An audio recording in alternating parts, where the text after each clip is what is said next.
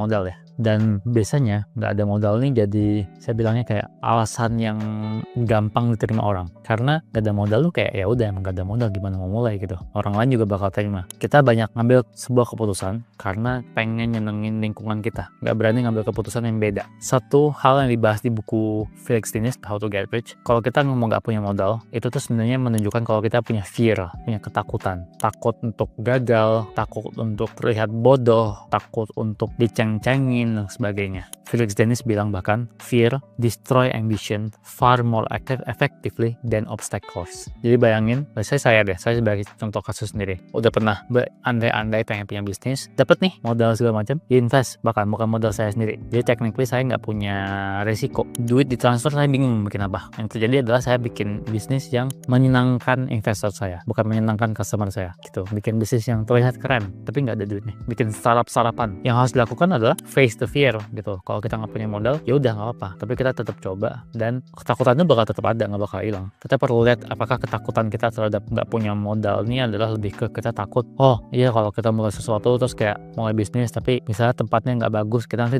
diejek sama orang atau misalnya ini atau itu. Kita harus pikirin benar-benar apakah ini benar-benar problemnya nggak ada modal atau kita takut. Kalau dalam kasus saya takut diomongin orang lain yang mungkin belum berasal juga. Obstacle kedua menurut Felix Dinis